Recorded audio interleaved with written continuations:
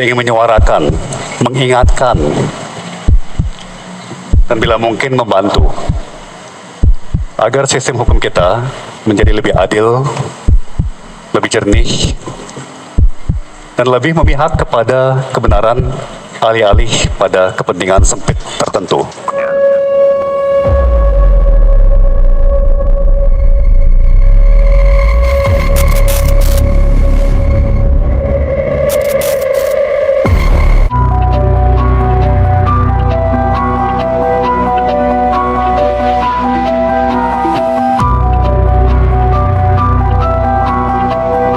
Jakarta Amateur News, gelombang kejut kembali mengguncang jagat peradilan Indonesia. Nama yang dahulu dikenal dalam kabinet, kini menjadi sorotan tajam di ranah hukum. Thomas Trikasih Lembong, atau yang lebih dikenal publik sebagai Tom Lembong, mantan Menteri Perdagangan era lalu, resmi menghirup udara bebas usai mendapat abolisi dari Presiden Prabowo Subianto. Namun, kisahnya tak berakhir di balik jeruji.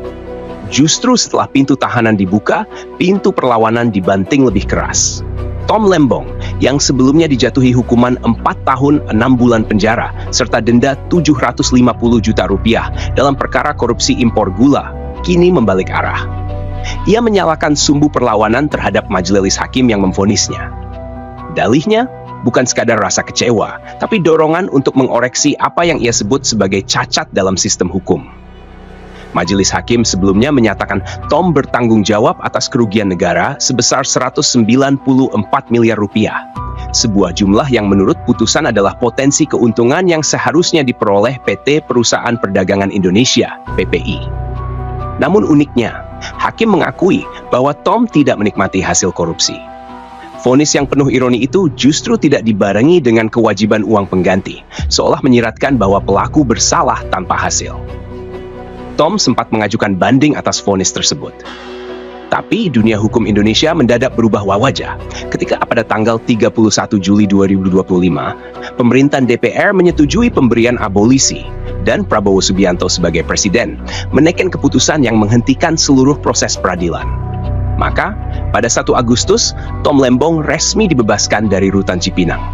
Namun, kebebasan itu bukan akhir, melainkan awal dari episode baru.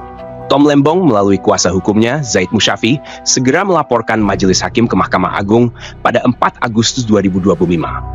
Tidak berhenti di sana, laporan juga dilayangkan ke Komisi Yudisial. Menurut Zaid, proses hukum yang dijalani kliennya cacat sejak awal. Ia menuding bahwa asas praduga tak bersalah telah dilanggar. Salah satu hakim dinilai telah menempatkan Tom dalam posisi bersalah sejak awal, bahkan sebelum bukti dipertimbangkan. Ini bukan soal balas dendam, ujar Zaid. Ini soal koreksi sistemik. Tapi serangan Tom tak hanya menyasar pada pihak yudisial. Kini ia membidik tim auditor, khususnya dari Badan Pengawasan Keuangan dan Pembangunan BPKP. Audit BPKP yang menjadi dasar perhitungan kerugian negara dinilai menjadi alat pemidanaan yang fatal. Oleh karena itu, laporan ke Ombudsman RI dan BPKP juga akan dilayangkan. Karena menurut kubu Tom, jika audit itu keliru, maka seluruh fondasi perkara itu seperti rumah tanpa fondasi. Nama-nama hakim yang disorot, seperti Denny Arsan Fatrika, Alvis Setiawan, dan Purwanto S. Abdullah, kini ikut terseret dalam pusaran publikasi. Tidak ada dissenting opinion dalam putusan mereka. Dan itu pula yang membuat laporan Tom menjadi komprehensif, menyasar seluruh majelis, bukan 1-2 orang. Apa yang terjadi pada Tom Lembong kini menjadi ujian bagi wajah hukum Indonesia. Apakah pengadilan kita siap terbuka terhadap kritik? Atau justru menutup diri dalam tembok kekuasaan yudikatif yang tak tersentuh? Kesimpulan kasus Tom Lembong bukan sekadar tentang korupsi atau abolisi.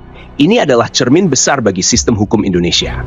Ketika seseorang bebas karena abolisi, namun memilih tidak diam dan justru melawan sistem yang menghukumnya, maka publik patut menyimak. Apakah benar hukum ditegakkan dengan objektivitas? Atau hanya permainan kekuasaan yang syarat agenda?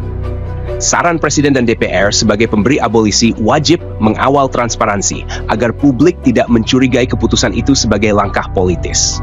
Di sisi lain, Mahkamah Agung dan Komisi Yudisial harus memproses laporan Tom secara terbuka dan akuntabel. Laporan ke BPKP dan Ombudsman juga harus dijawab secara profesional.